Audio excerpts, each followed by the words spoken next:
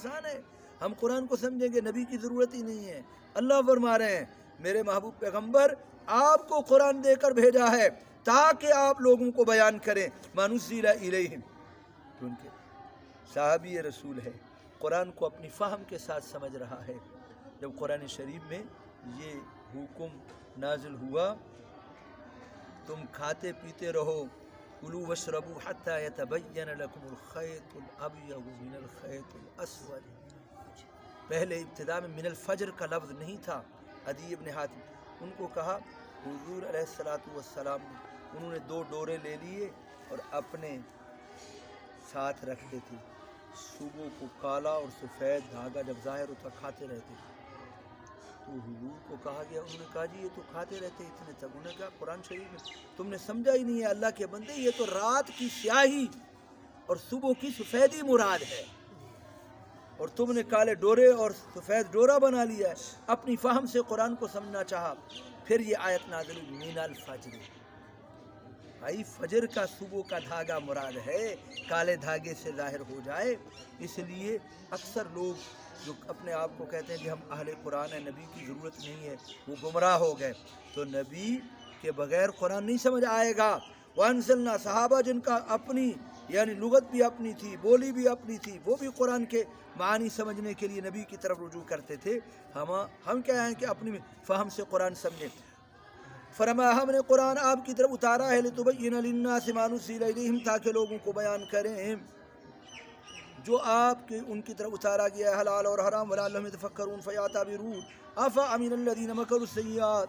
پھر ان لوگوں کا انجام بیان کیا جا رہا ہے جو اہل مکہ حضور علیہ السلام کے خلاف منصوبے بناتے تھے۔ فرمایا یہ امن میں ہو گئے جن لوگوں نے بری مکر کی حضور علیہ السلام کے ساتھ دار الندوہ میں، حضور علیہ السلام کے قید کرنے کے بارے میں، آپ کے قتل کرنے کے بارے میں، آپ کے نکالنے کے بارے میں، جیسے سورہ انفال میں گزارا ہے وَإِذْ يَمْكُرُ بِكَ الَّذِينَ كَفَرُوا لِيُثْبِتُوكَ أَوْ يَقْتُلُوكَ أَوْ يُخْرِجُوكَ وَيَمْكُرُونَ وَيَمْكُرُ اللَّهُ وَاللَّهُ خَيْرُ الْمَاكِرِينَ۔ ان کو امن ہے کہ اللہ ان کو زمین میں دھنسا دے جیسے قارون کو دھنسایا ہے، یا اللہ ان کو عذاب بھیج دے جہاں جانتے نہ ہوں، اور ان کو اللہ نے ہلاک کر دیا۔ وَلَمْ يَكُونُوا يَقْدُرُوا ذَلِكَ، اس کا گمان بھی نہیں کرتے تھے، ان کے گمان میں بھی نہیں تھا کہ ایسے ہو جائے گا۔ 70 بڑے بڑے رؤساء، ابو جہل، عتبہ، عتیبہ، شیبہ، امیہ بن خلف، اتنے بڑے بڑے رؤساء، سردار، ہزاروں کا مقابلہ کرنے والے بھی اللہ نے بچوں کے ذریعے سے مروایا ہے ان کو۔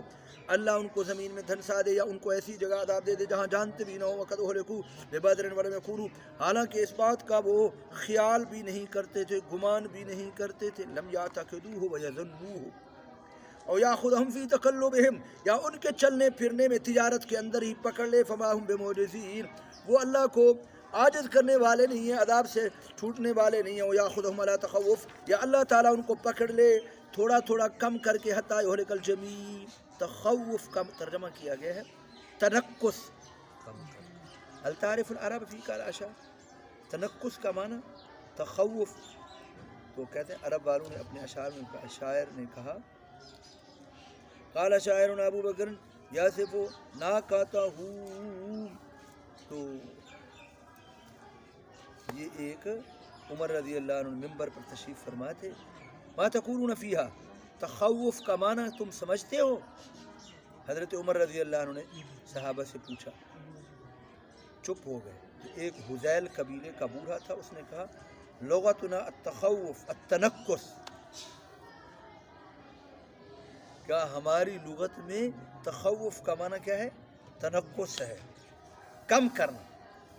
اور ایک شاعر نے بھی، اس نے کہا اپنی اونٹی کی تعریف کرتے ہوئے تنقص کا لفظ، تخوف کا لفظ استعمال کیا، حتیٰ کہ سب کو جو ہلاک کر دے۔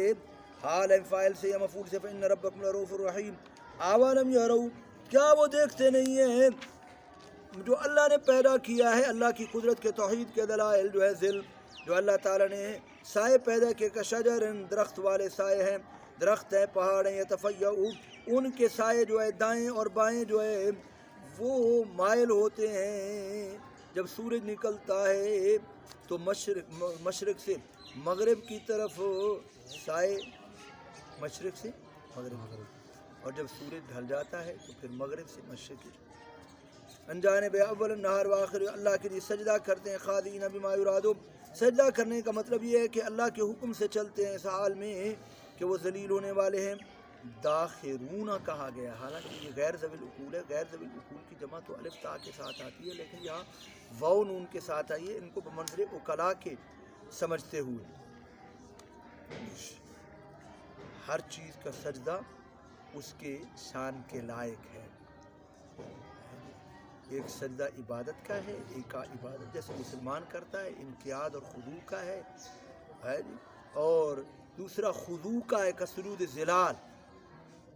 تو سجود الملائکہ اور مسلمان یہ اللہ کا سجدہ عبادت کرتے ہیں، اور دوسری ساری چیزیں وہ اللہ کو سجدہ کرتی ہیں۔ اس کا مطلب یہ ہے کہ جو کام اللہ تعالیٰ نے ان کے ذمے لگایا ہے وہ ڈیوٹی ادا کر رہے ہیں۔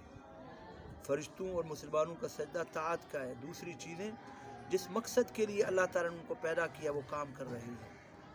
سجدہ ما لا یعقل والجمادات یدل علی قدرت الصانع وَإِن مِّن شَيْءٍ إِلَّا يُسَبِّحُ بِحَمْدِهِ وَلَٰكِن لَّا تَفْقَهُونَ تَسْبِيحَهُ۔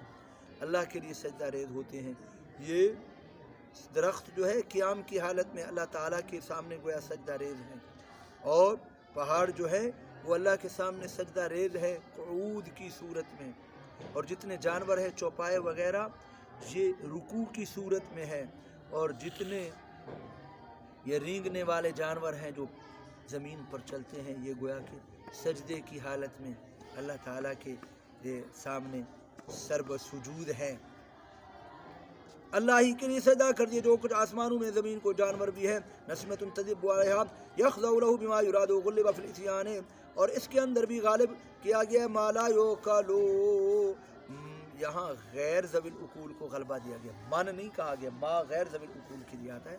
اور فرشتے بھی اللہ کے سجدہ کرتے ہیں اور وہ تکبر نہیں کرتے، وہ فرشتے ڈرتے ہیں ربہم اپنے رب سے جو ان کے اوپر ہے، یعنی اس حال میں کہ اللہ ان کے اوپر ہے، یعنی اوپر ہونے کا مطلب یہ ہے کہ ان کے اوپر غالب ہے، حال منہم اللہ ان کے اوپر ہے، من فوقہم یہ من فوقہم حال بن رہا ہے، یعنی وہ حال مضاف الیہ سے بن رہا ہے۔ ربہم وہ ڈرتے ہیں اپنے رب سے اس حال میں کہ وہ ان کے اوپر ہے، یعنی عالین علیہم اللہ تعالیٰ ان کے اوپر ہے اپنے قہر اور غلبے کے لحاظ سے، اور اللہ وہ کرتے ہیں جو کام اللہ تعالیٰ ان کو حکم کرتے ہیں۔